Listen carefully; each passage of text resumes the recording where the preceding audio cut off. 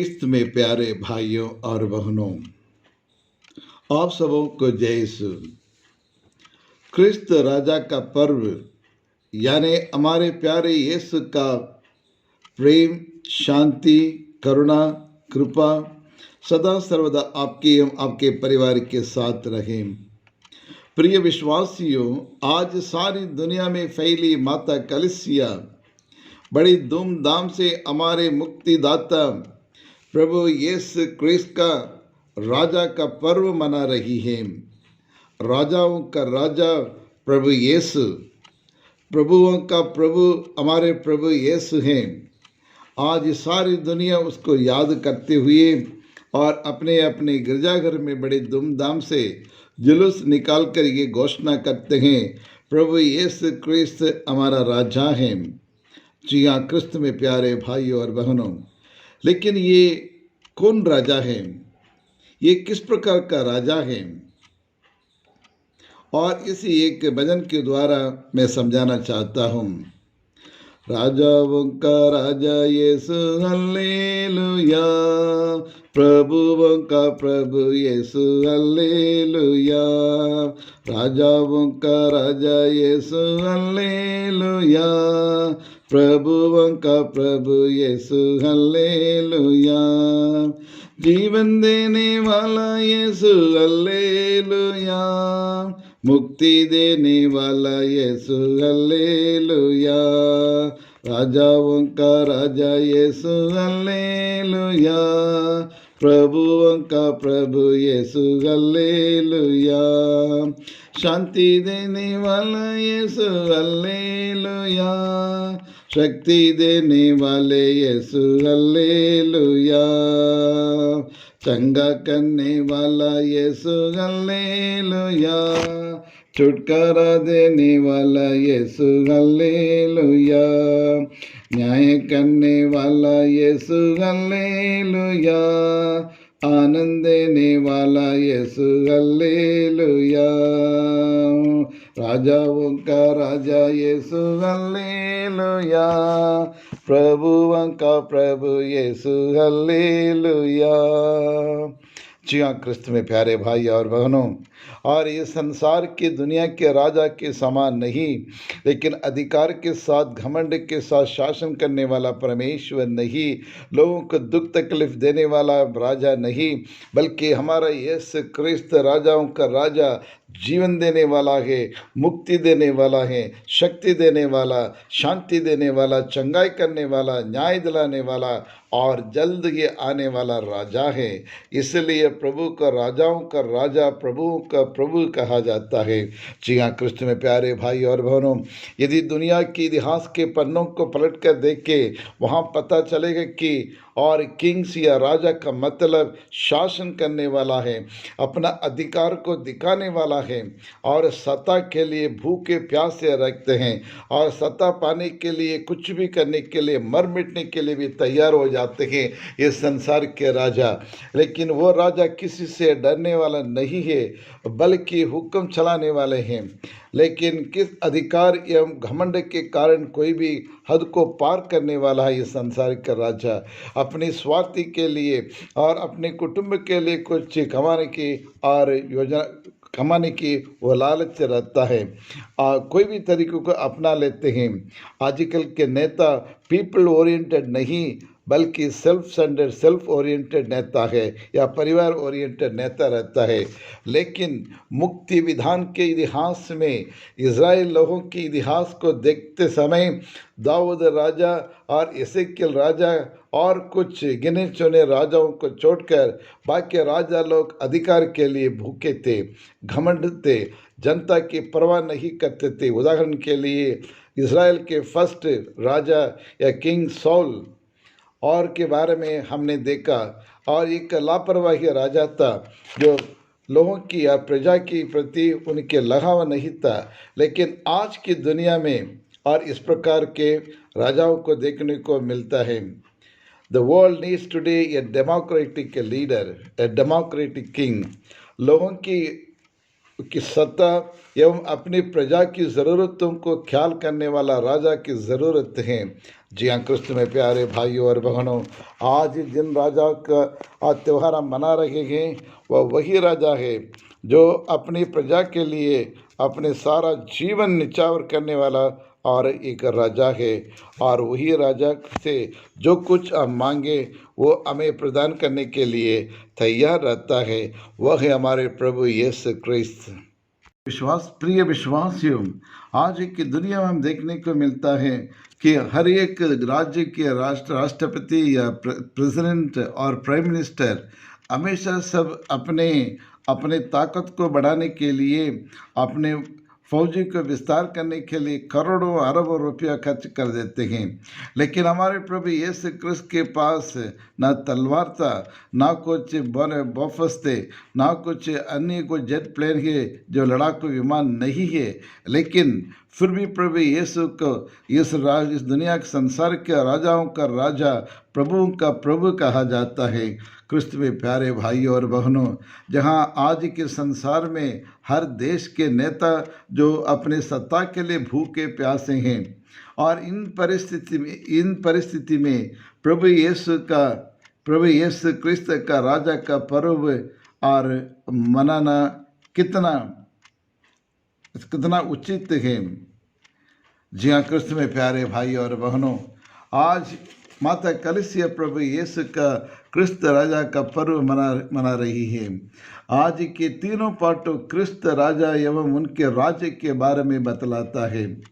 प्रभु के पास ना हजारों लाखों फौज नहीं था, हथियार नहीं था, जैसे मैंने कहा बॉफर्स नहीं था, जेट प्लेन, वार प्लेन और लड़ाकू विमान उनके पास नहीं है। ना कोई एटम बम है या फिर आधुनिक की कोई ऐसे कुछ मशीनरी है जो मिनट के अंदर 2500 किलोमीटर दूर तक जाकर आप उसको बम गिरा सकें। लेकिन और उन्हें कभी कोई चुनाव का सामना नहीं किया। फिर कैसे राजा बन गए?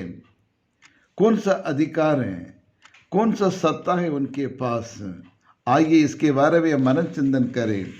हमारे प्रभु यीशु क्रिस्त वह राजा है जो खुद को जीत लेता है।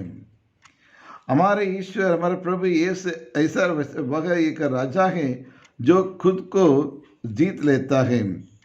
एक बार रशिया का एक राजा फ्रेडरिक एक गली से गुजर रहा था और सामने से आ रहे एक बुजुर्ग व्यक्ति गलती से राजा से टकरा गए।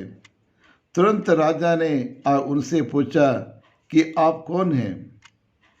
बिना हिचकिचाए और वह बुजुर्ग व्यक्ति ने कहा, मैं एक राजा हूँ, आई एम ए किंग। राजा फ्रेडरिक आश्चर्यचकित हो गए। उनसे पूछा, क्या आप मुझ पर शासन करने वाला हो?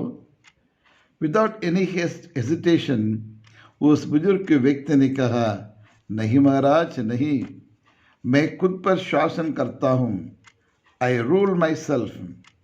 जी हाँ प्रिय विश्वासियों, जो व्यक्ति अपनी कमजोरियों एवं अपने स्वार्थपन पर और विजय पाता है, जो व्यक्ति अपनी कमजोरी को, अपने स्वार्थी भावनाओं को त्याग कर देता है, वही सच्चा राजा है, वह एक अच्छा राजा है। जी हाँ, भले कितने भी देश के ऊपर शासन करे और कितना भी वश क्यों ना हो, अपने दुश्मन पर जीत पाने से पहले जो राजा अपनी लालच, अपनी गलतियों, अपनी कमजोरियों पर और जीत ना करने वाले कमजोर राजा माना जाता है। क्योंकि दुनिया में सबसे बड़ी जीत वही है जो अपने ऊपर विजय पाते हैं करके, और द ग्रेट एरिस्टोटल कहता है। ऐसा राजा है हमारे प्यारे यीशु। कैसा राजा है प्रभु यीशु? वो राजा है जो दुनिया जीतता है, ना सिर्फ अपने ऊपर विजय पाता बल्कि और दुनिया की हर शक्ति पर उन्होंने विजय पाया है। और उसे सोना और राज्य और अधिकार और सत्ता की कोई लालच एवं लगाव नहीं था। दुनिया की हर इच्छा को और उन्हें हराया, त्याग दिया। हर दुनिया की एक शैतानिक शक्ति के ऊपर उन्हें विजय पाया। और बाइबल बताती है मत्ती के सुसमाचार अध्याय 4 पद संख्या 1 से 11 में प्रभु यीशु तीनों प्रलोभनों के ऊपर उन्हें और विजय पाया। He won all the 3 temptations। रोमी के नाम संत पौलुस का पत्र अध्याय 6 और 23 में कहता है, और पापों को हराकर मृत्यु पर विजय पाया करके और हमें बताता है। जी हाँ क्रिस्तु में प्यारे भाई और बहनों, आज की दूसरे पाठ भी हमें यही कहता है। और प्रकाशना ग्रंथ अध्याय 1 पद संख्या 5-8 ये कहता है, पुनर्जीवित मृतकों में से पहलौटे और पृथ्वी के राजाओं का अधिराज है।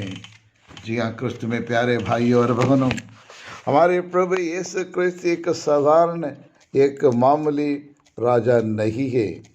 वह इस स्वर्ग का राजा और तीनों और लोक का राजा है, हमारे प्रभु यीशु क्रिस्त। चौथा, हमारे प्रभु यीशु क्रिस्त अद्वितीय राजा है। वह इस संसार के राजाओं और प्रभु यीशु और इनके बीच में जमीन आसमान का अंतर है। और योहन सुसमाचार अध्याय 18:36 कहता है, मेरा राज्य इस संसार का नहीं है। प्रभु यीशु इस प्रकार 2 बार दोहराते हैं। उदाहरण के लिए, इस संसार के राजाओं का एवं राज्य के कुछ सीमाएं रहती हैं, लेकिन ईश्वर का राज्य का कोई अंत नहीं है। फिर ईश्वर का राज्य क्या है? रोमियो के नाम संत पौलुस का पत्र अध्याय 14 पद संख्या 17 कहता है, ईश्वर का राज्य खाने पीने का नहीं, बल्कि पवित्र आत्मा द्वारा प्रदत्त आनंद का विषय है। जी हाँ क्रिस्त में प्यारे भाई और बहनों, यानी इस राज्य का मतलब जहाँ आनंद, सत्य है, न्याय है और यह सच्चाई है, वहाँ प्रेम है, भाईचारा है, वही ईश्वर का राज्य है।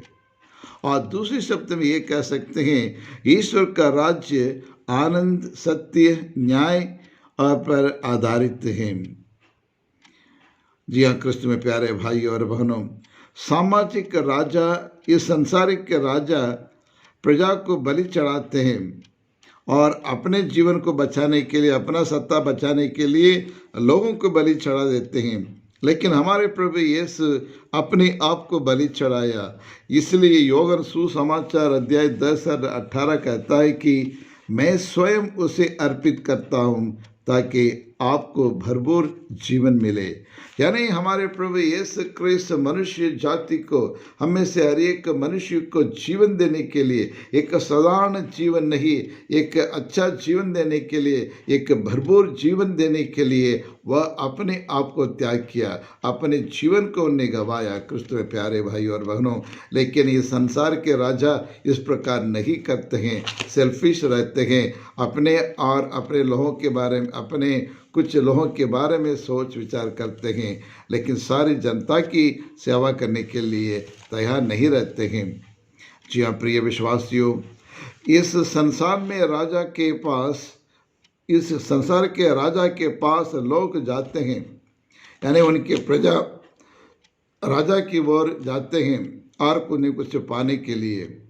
लेकिन हमारे राजा क्रिस्त राजा, वह स्वयं सिंहासन को छोड़कर धरती पर स्वर्ग से उतरकर अपने लोगों की ओर आता है। एक भले गडीरे के समान खोए हुए और अपने लोगों को ढूंढते हुए आता है।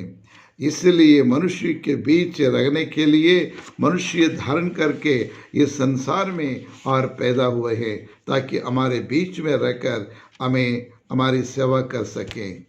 जी हाँ क्रिस्त में प्यारे भाई और बहनों, आइए हम अपने आप को और सारे परिवार को यीशु के पावन चरणों में समर्पित करें, जो हमारे जीवन का स्रोत हैं, जो हमारे सामर्थ्य का स्रोत हैं, जो हमारे और दया एवं करुणा का स्रोत बने हैं, और उनसे हम प्रार्थना करें। क्योंकि प्रभु ने कहा, क्योंकि हम जानते हैं कि हमारे प्रभु यीशु ख्रिस्त किस प्रकार का एक राजा है, इसके बारे में आप अच्छी तरह से जानते हैं। आइए हम देखते हैं हमारे प्यारे यीशु ख्रिस्त किस प्रकार का राजा है। योहन सुसमाचार अध्याय 14:6 कहता है, मार्ग का सत्य और जीवन में हूँ। यही हमारा यीशु का नारा है। और इतना ही नहीं, और योगन सुसमाचार अध्याय 16 और पद संख्या 13 में कहते हैं, वह तुम्हें पूर्ण सत्य तक ले जाएगा। यानी हमारे प्रभु यीशु ख्रिस्त सत्य तक, परमेश्वर तक के लेके जाने वाले परमेश्वर है, सिर्फ संसार में छोड़ के जाने वाला परमेश्वर नहीं है। और योगन सुसमाचार अध्याय 28 में कहते हैं, जिसने मुझे भेजा है वह सच्चा है। जी हाँ क्रिस्त में प्यारे भाई और बहनों, और जो सुसमाचार ये कहता है, पिता के यहाँ से आने वाला वह सत्य का आत्मा आएगा करके कहते हैं। इस प्रकार हमारा राजा सत्य का राजा है, आनंद का राजा है, क्षमादान का राजा है, दया का राजा है, करुणा का राजा है, भाईचारा का राजा है, और रिश्तों का राजा है। यानी परिपूर्ण जीवन देने वाला राजा है हमारे प्यारे यीशु ख्रिस्त। तो आइए हम प्रार्थना करें। हे सर्वशक्तिमान पिता परमेश्वर, हम आपको धन्यवाद देते हैं प्रभु। पूरे विश्व मंडल में आपके समान कोई राजा नहीं है, कोई ईश्वर नहीं है, क्योंकि तू सत्य प्रतीक के परमेश्वर है और सर्वशक्तिमान ईश्वर है प्रभु। आपने अपने सामर्थ्य से हर मनुष्य को प्रभु आपने भरपूर जीवन दिया है, और हमें जीने के लिए, हमें शांति पाने के लिए प्रभु आपने अनेक प्रकार के दंड को अपने ऊपर उठा लिया प्रभु। हमने पाप किए हैं, लेकिन उसका दंड आपने उठाए प्रभु, और हमारे कुकर्मों के कारण आप घायल हो चुके हैं प्रभु, और मनुष्य को जीवन देने के लिए अपने जीवन को प्राण न्यौछावर किए, उसके लिए धन्यवाद देते हैं। आज ये भारत देश में रहने वाले हर एक और नागरिकों के लिए प्रभु शांति दे, आनंद दे, मुक्ति दे, और मुक्ति का रास्ता बताए प्रभु, ताकि हम सब एक दिन और आपके स्वर्ग का राज्य में हम पहुँच सके। हमारे देश के नेताओं को भी आशीष दे, ताकि वो और जिस कार्य के लिए उन्हें चुने गए हैं, जो जिम्मेदारी उन्हें दिया गया है, उस जिम्मेदारी को अच्छी तरह से वो कर सके। साथ साथ परिवार में, समाज में सुख शांति एकता प्रदान करे, ताकि हम खुशी से जी सके, और हम अनेक लोगों को प्रभु यीशु ख्रिस्त ऐसे का हमारे मन का राजा है, हमारा परिवार का राजा है, हमारा आध्यात्मिक जीवन का राजा है, मुक्ति का राजा है करके हम घोषणा कर सके। यही प्रार्थना करते हैं हमारे प्रभु यीशु ख्रिस्त के द्वारा, आमीन।